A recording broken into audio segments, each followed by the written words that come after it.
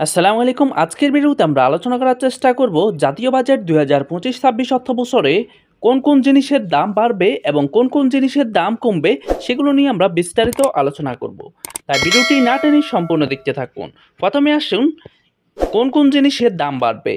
প্রথমে হচ্ছে সিগারেট, তারপর ২ নাম্বার হচ্ছে অনলাইন কেনাকাটা, ৩ নাম্বার হচ্ছে রড সিমেন্ট শিট, ৪ নাম্বার হচ্ছে সাবান শ্যাম্পু, ৫ নাম্বার হচ্ছে দেশে তৈরি মোবাইল ফোন, ৬ নাম্বার হচ্ছে গৃহস্থলী প্লাস্টিক সামগ্রী, ৭ নাম্বারে এলপিজি দেশে তৈরি এলপিজি সিলিন্ডার, ৮ নাম্বারে ফ্ল্যাট,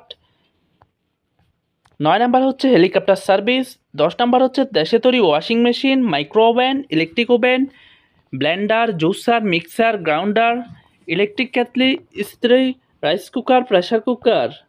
তারপরে হচ্ছে ব্লেড, দেশে তৈরি লিফট, তারপরে দেশে তৈরি 4 স্ট্রোক 3 হুইলার যান, তারপর ওটিটি কন্টেন্ট, তারপর বাণিজ্যিক ভবন মানে কমার্শিয়াল স্পেস, তারপরে self copy, paper duplex, board, coated paper, তারপর বল পয়েন্ট কলম, ম্যান ফাইবার,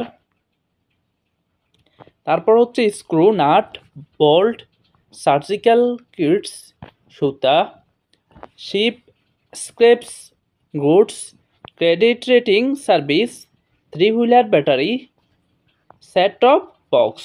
এই পণ্যগুলোর হচ্ছে ২০২৫-২৬ অর্থ বছরে এগুলোর দাম বাড়বে। এবার চলুন দেখে আসি এক নজরে কোন পণ্যগুলোর দাম কমবে ২০২৫-২৬ অর্থ বছরে।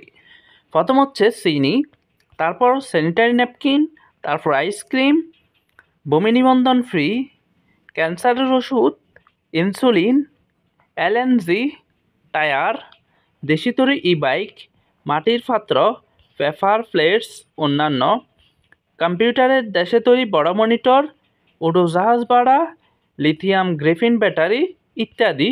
এই সকল পণ্যের দাম কমবে ২০২৫-২৬ অর্থ বছরে।